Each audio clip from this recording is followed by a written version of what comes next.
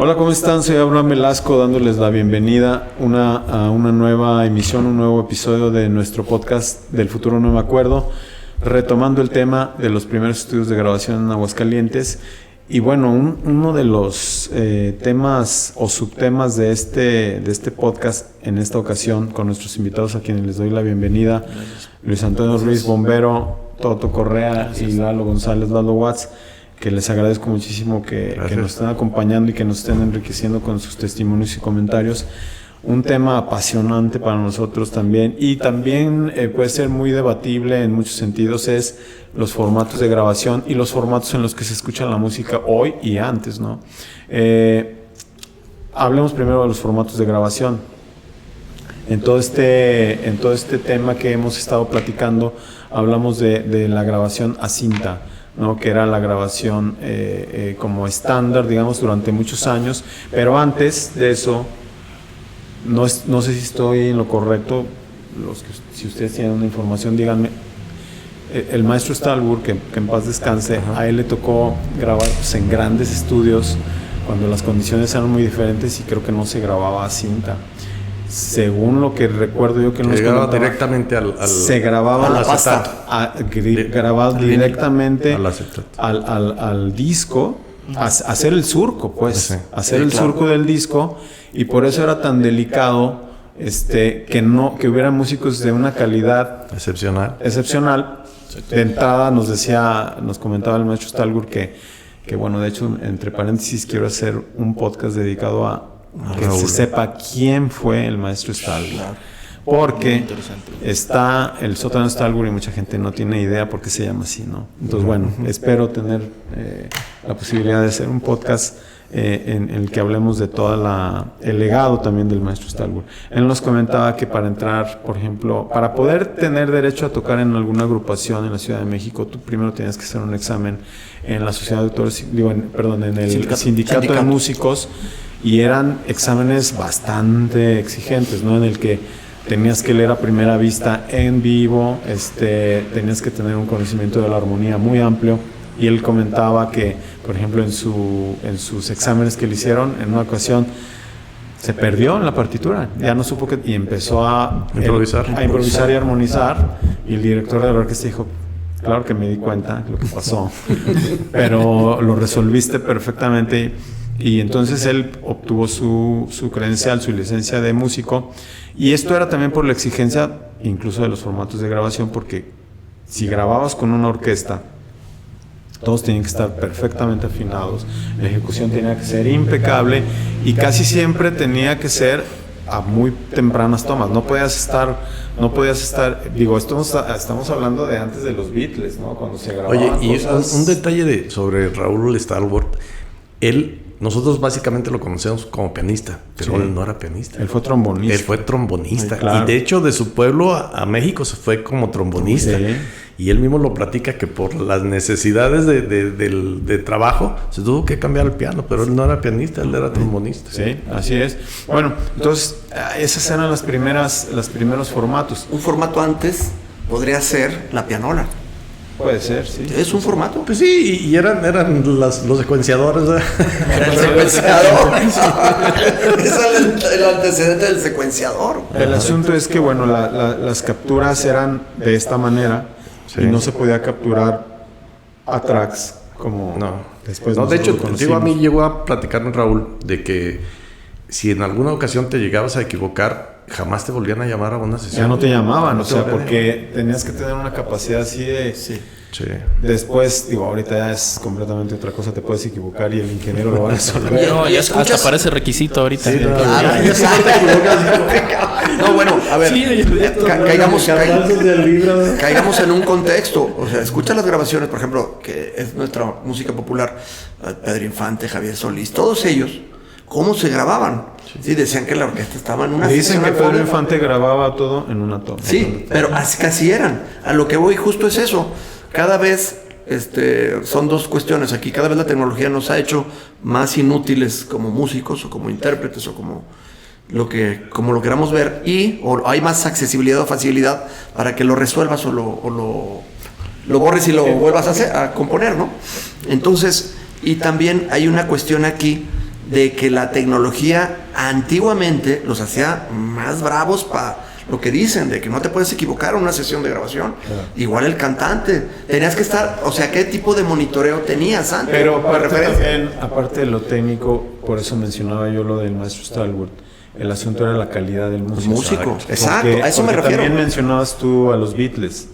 Los Beatles eran unos chavillos cuando estaban grabando sus primeros discos, tenían 20 años. Pero ¿qué los hizo así? Que estuvieron tocando juntos años antes de poder entrar. Sí, Hamburgo. Que mencionaba también Bombero, que era cómo llegabas tú a grabar con tu banda Safari y tenías ensayadísimo el rollo y allá habías hecho una preproducción. O sea, a la hora que te metías al estudio lo que tratabas de hacer era de ahorrar horas, porque si no te salía muy caro. Entonces la calidad del músico era sumamente importante, ¿no? Claro, y el sonido que el mismo músico sacaba era tan importante que era... Tú sabías quién estaba tocando el bajo por el sonido que emitía. Digo, después los formatos fueron mucho más amables en el sentido de que podían... se empezó a desarrollar el asunto de grabar por tracks, ¿no? O sea, habíamos mencionado que el estudio portátil de George Harrison era de 8 tracks y ya era una cosa increíble, ¿no? Sí. Ahí en esos formatos de 8 tracks, yo recuerdo discos de Hendrix que están grabados en 4 tracks, en 8 tracks y hasta en 16 tracks. Era así como ya una cosa impresionante, ¿no?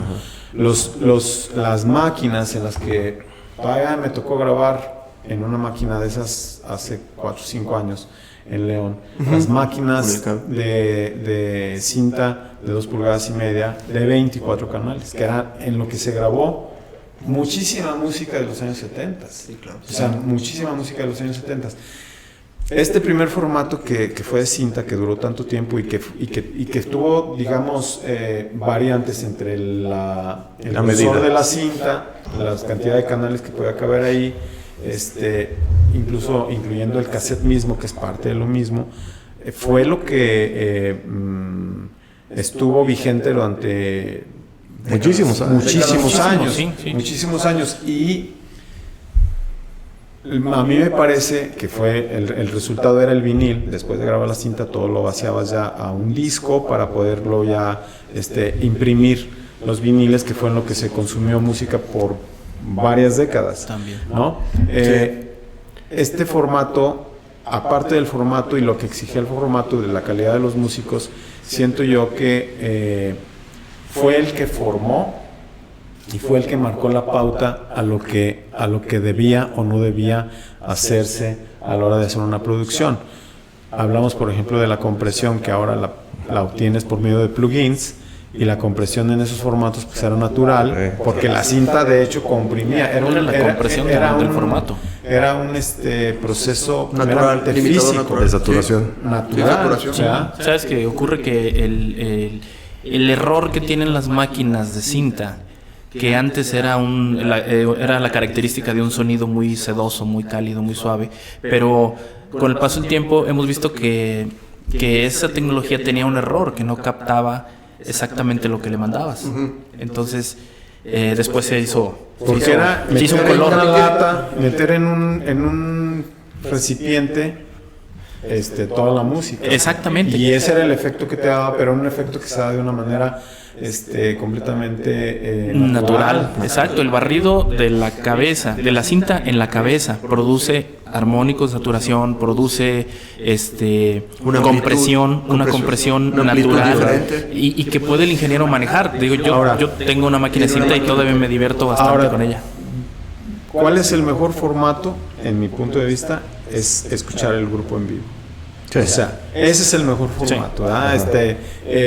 Escuchar a los músicos rajarse. Sí, la energía que transmiten. Que emana, el sonido que le saca con sus dedos, con sus manos, con sus golpes. Ese es el mejor formato.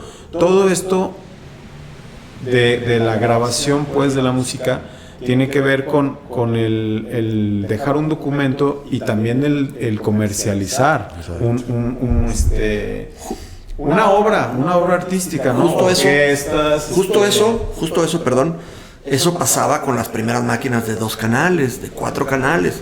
Tenía esa vibra que la banda, el grupo, era la expresión tal cual. Tenía que llegar a darle, sonaban Y aquí hay dos cosas bien importantes. Los sistemas de monitoreo y de reproducción comercial también tienen que ver, ¿sí? Dado los formatos, tienen que ver cómo fueron evolucionando también los sistemas de reproducción. Claro. También tiene que ver, ¿no?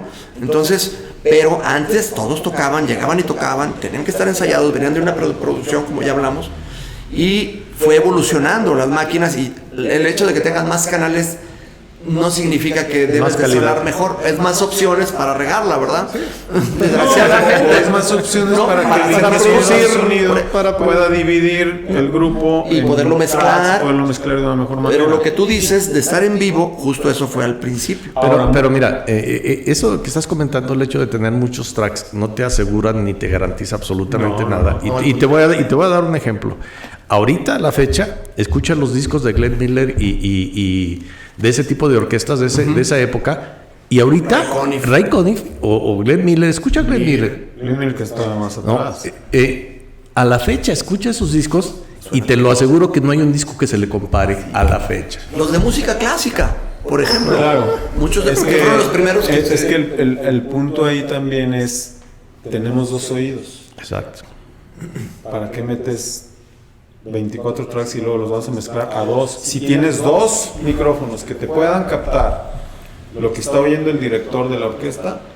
Lo que pasa es que depende del recurso, depende de lo que vayas a hacer. Esos discos de Glenn Miller están grabados a 2 tracks. Sí, a 2 tracks, todos a 2 tracks, pero depende. Yo creo que los multitracks son muy válidos porque de repente, si haces en 4 canales, haces una base, haces toda la canción, pero quieres meter percusiones, quieres meter extras, cosas que, ojo, aquí el problema que nos enfrentamos con tener muchos tracks es que tengo golosinas y no hay un buen arreglo. Regularmente le pasa, si tienes un buen arreglo, está bien, si se acomodan las cosas. Tú como ingeniero, el arreglo es... Tú como ingeniero llegas a la mezcla y dices, a ver, ¿cuál guitarra quito? ¿La 6, la 5 o la 7? ¿Cuál quieres que suene? A mí me pasó algo, que cuando los recursos son excesivos, porque también podemos hablar se de vuelven excesos, en tu contra. Es un goleo. O sea, si vas a grabar a una banda que en vivo suena de una forma y a la hora que ellos quieren grabar quieren empalmar, eso es una falta de madurez porque no tienes un arreglo definido. O sea, no nada más es la ejecución del músico, sino el arreglo que hiciste. Si es una banda de rock, por ejemplo, Led Zeppelin grababan los 4 al mismo tiempo, quizá no hacían tanto, doblaban algunas cosas, otras no, pero tocaban. La esencia eran los 4, o sea, tocaban, sí, como animales. Y la grabación quizá no es tan nítida, tan perfecta, pero el feeling de los pero capta perfectamente la esencia de la esencia de la banda. Entonces, los únicos que pueden hacer overdubbing con una conciencia de lo que estaban haciendo, para mí es Queen. Ellos hacían una de las anécdotas de doblajes, la anécdota de Queen de su primer disco es: Queen grabó su primer disco en una semana en sesiones nocturnas porque no les dieron presupuesto para más, y tú oyes el disco y ¿cómo demonios grabaron eso en una semana? O sea, impresionante, y con los recursos que había, ¿no? Pero es que volvemos a lo mismo. ¿De dónde parte una propuesta artística musical? Parte del ensayo, hablando de una banda de rock, en el ensayo te pones de acuerdo qué tocas tú, qué no tocas, en dónde entra el solo, en dónde no entra, las voces y los ensambles de voces de Queen son increíbles. Sí. Entonces dices, si ya lo tienes ensayado, si en vivo suenas así, porque también aparte, la manera en la que contrataban a las bandas en aquellos años era ir a verlos en vivo, ¿verdad? Porque no tenían forma ni de hacer un demo. Vamos a verlos en vivo y dices, güey, estos, claro que los firmo porque están impresionantes lo que hacen. O sea, ya estaba preparada la obra, ya nada más era capturarla. Que de alguna manera fue lo que pasó en algunos discos de Yes con Rick Wakeman, claro, que le metía tanto que cuando iban a verlos la gente en algún momento dado se sintió decepcionada en algunos conciertos porque no sonaba igual. Lo que hacía Rick Wakeman con los teclados era overdubbing y vamos. Sobregrababa, que a la hora de tocar en vivo no había quien los pudiera hacer. A los primeros que les pasa esto, yo creo que son a los Beatles. Para ellos, de hecho, tenían uno, no me acuerdo cómo se llama el cuate que les diseñaba pedales. Tenían un tipo que creaba cosas para ellos. Y ellos son los primeros que reciben, así como los primeros grabadoras de la de 2 tracks, la de 4 tracks. Prototipos, ¿no? Ellos son, sí, ellos les pasaron. Y por ejemplo ahí pues la de Because, ¿no? Esa canción, todo el juego de voces, No, pues todo es una todo el genialidad. Sgt. Pepper's Lonely, ¿cómo lo tocaba? ¿Cómo lo Sí, podían tocar? ¿en cuántos canales lo graban? O sea, ¿Sí me explico? Era muy complicado. Ahí les sirve también- el multitrack. Pero ahí también tuvieron un aliado impresionante que fue George Martin. O sea, porque él era un músico de escuela, con mucha preparación académica y los arreglos orquestales y todo, pues, eran algo increíble, que era basado en ideas de los mismos Beatles, pero no, digo, cómo lo plasmas ya en realidad, ¿no? Claro. ¿Qué músicos llevas, etcétera? Digo, el fenómeno que se dio de la riqueza musical en estas décadas fue algo impresionante. Y luego después del formato de la cinta, Ahí pasa un tema que yo quería comentar, que nosotros pues, lo manejamos. En los 70s empiezan a surgir muchos teclados, que tiene que ver también, al final de cuentas, es un formato. Entonces los teclados, cada fábrica hacía sus teclados. Y llega un punto, y que es trascendente, cuando dicen que no hay compatibilidad, no hay... se reúnen, crean como un consejo y forman el MIDI, el Musical Instrument Digital Interface. sí, que son como canales digitales. No, que crean como una enlazan. estructura para todos los teclados. Es una van a estar estructura de enlace, interconectados. básicamente. Exactamente. Ya, y a partir de eso surgen también otras cosas, ¿no? Es un tema bien interesante, porque mucha de la música, justo de ahí se proyecta en los 80s, en la mezcla de los instrumentos digitales. Y que también se empiezan a utilizar secuencias en vivo. Bueno, una cosa que se antes empieza que en los 70 le llamaban cintas pregrabadas. Acuérdate. Que eran como la secuencia que usaban algunos grupos para sonar más o menos como sonaban en los discos. Acuérdate del taller que hubo aquí en la universidad, que pasamos por ahí, acabamos de hacer un concierto el año pasado. ¿Cómo se llamaba el taller? El taller de música electrónica. O sea, no manches, dices, y ahora diles a los chavos, un taller de música electrónica, pues un DJ, ¿no? Pero no, eran los instrumentos eléctricos. Así se llamaba el taller. Sí, que a estaba, la vuelta del tiempo, que estaba aquí en donde está ahorita el edificio Ciela. central. El Ciela y el edificio central estuvo en los dos lados. Exacto, que era la compra de unos instrumentos eléctricos, en fin, digo, el formato, por ejemplo, de esa época que hizo, digo, los discos eran increíbles de escuchar. Yo me hice coleccionista de discos desde los 9, 10 años, para los 15, 16 ya tenía yo 700 viniles de todo el mundo, europeos, de todas partes, y eso a mí creo que es una parte muy importante de la formación de cualquier músico, escuchar mucha música. Pero uno de los formatos que hizo que la música se pudiera difundir de una manera impresionante, aparte de la radio, fue el cassette. El cassette. Sí. Que en el cassette tú comprabas tu caja de cassettes y grababas, como bien dijiste, del radio, o préstame tu disco, lo grabo y te lo regreso. Grábamelo. O mi disco, no lo quiero que se maltrate porque me costó 500 pesos, lo voy a grabar para escucharlo en el cassette. coche. Y lo guardo, Entonces, claro. la difusión Y el de cassette la fue- música a un nivel mucho más global Fue empezó el cassette. con el cassette, porque si nos acordamos en los 70s, muchos discos que tú leías que sacó el nuevo disco Animals, Pink Floyd en el año 1977, aquí llegaban hasta el 79, se tardaba 2 años en que lo editaran aquí. Entonces tú dices, no, mi compa que fue al otro lado se lo trajo, préstamelo para grabarlo. Entonces ya tenías el nuevo disco de Pink Floyd, porque antes no había manera pues de acceder a esas novedades, ¿no?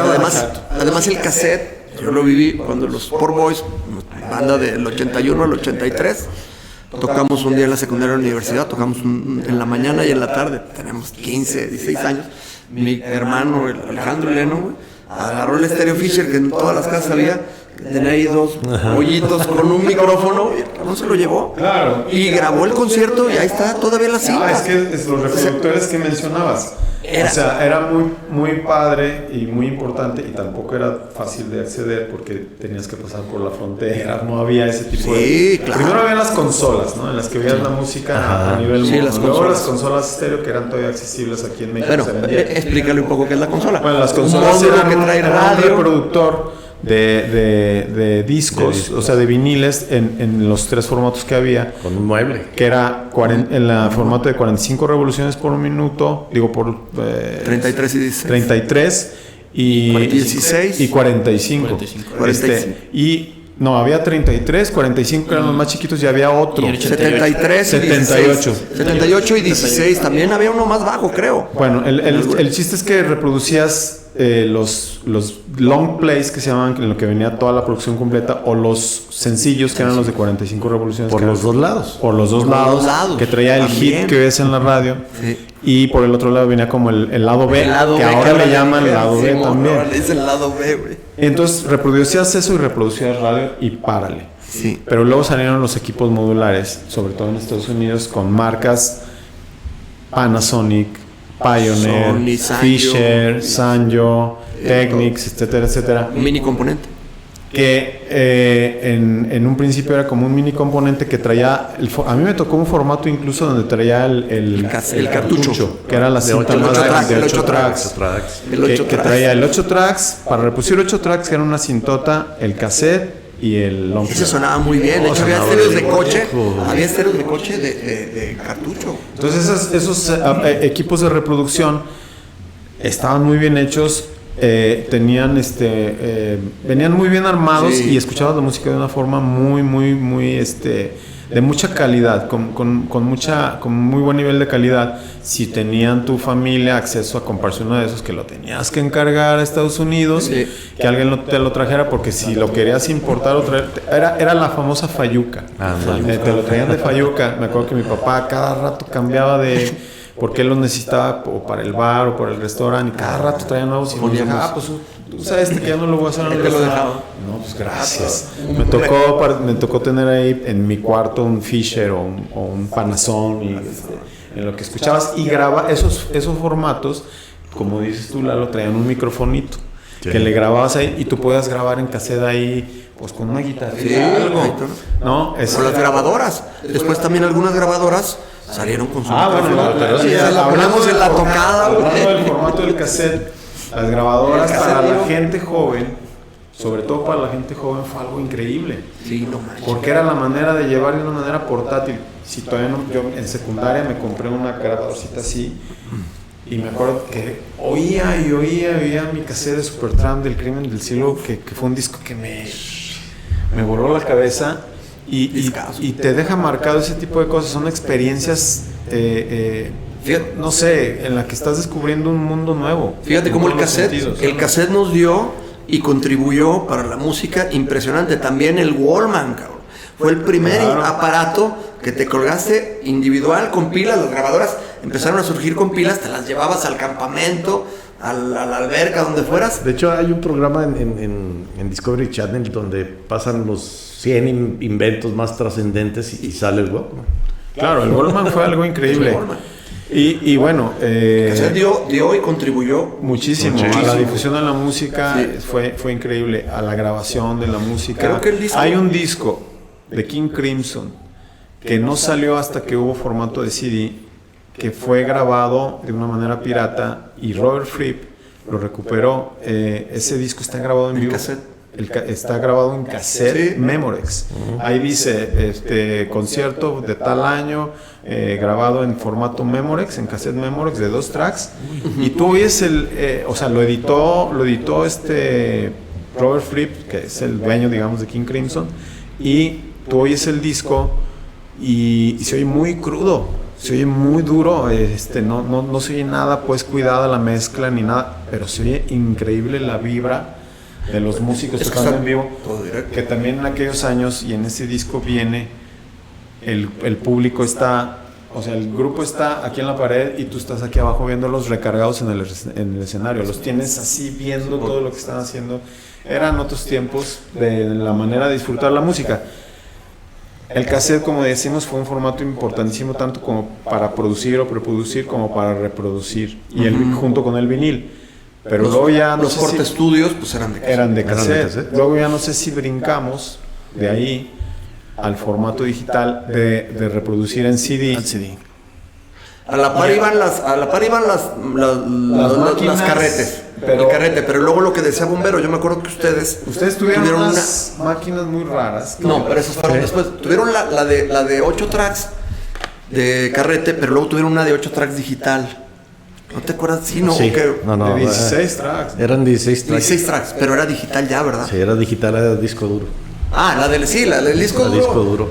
Pero nunca tuvieron una de carrete Digital. como de cinta no. de la edad. No, de Eso hecho, te voy a decir. grabamos cosas del que real Qué último. bien, con eso. Te voy a decir quién tuvo esa y tú y yo fuimos a grabar a San Luis a una grabadora de carrete de Con 16 tracks garrocho. digital con garrocho. Sí, en San con Luis. Miguel Ángel. Exacto. Bueno, pero de ahí luego ya al formato de reproducción brincamos al CD, ¿no? Sí. Al CD. Y, Al y formato los comercial. los formatos de grabación eran primero las máquinas estas que grabaste a disco duro.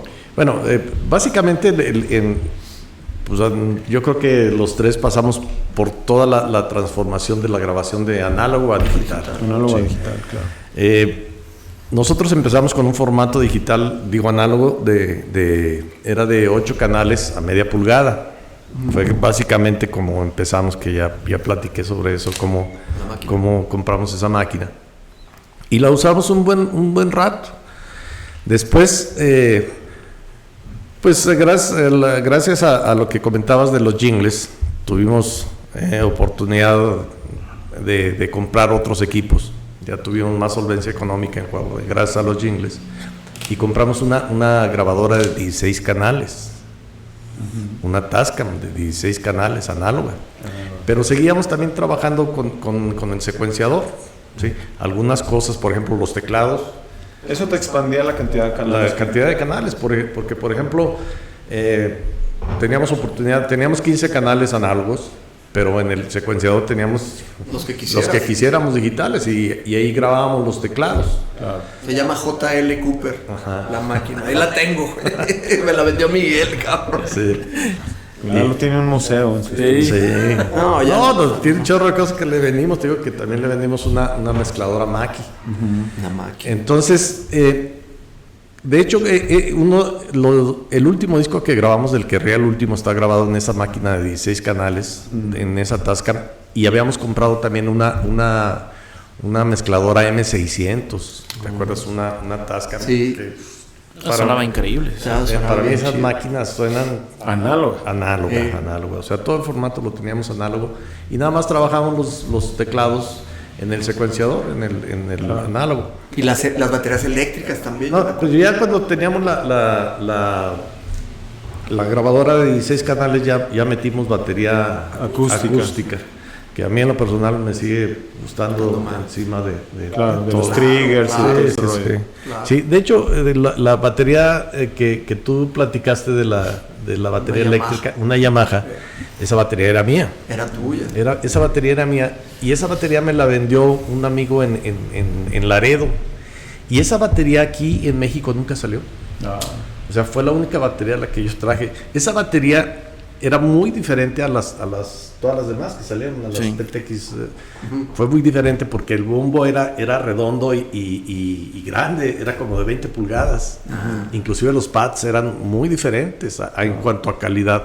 Esa batería Yamaha nada más salió en Estados Unidos y en Europa. Y obviamente en Japón. Esa batería era igualita a la que sacó Miami Sound Machine en el concierto en el video de Conga. Era igual, ¿verdad? Y era igualita. Órale. Estaban las Roland de aquella. Sí, pero te digo, Los formatos digitales, bueno, han ido evolucionando de una manera incluso acelerada, ¿no? acelerada. Pero vamos, después de la análoga, de la mezcladora análoga, pues mi compadre y yo, que siempre tratamos de ir más o menos a la vanguardia de lo que iba saliendo. Después de la mezcladora de los 16 canales, nos cambiamos al formato ADAT. Pero antes, perdón, ¿no se metieron a lo de los discos duros? No, No, después. fue después.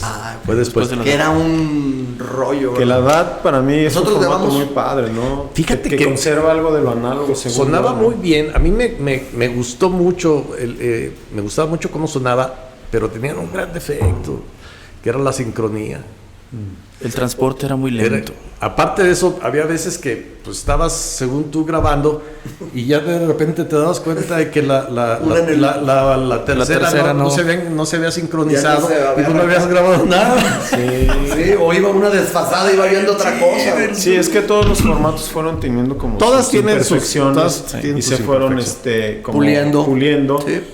Y bueno, ahora tenemos ya los formatos completamente digitales en los que se utilizan muchísimos plugins y también se utilizan algunas cosas en físico y ya ha facilitado mucho las cosas en muchos sentidos.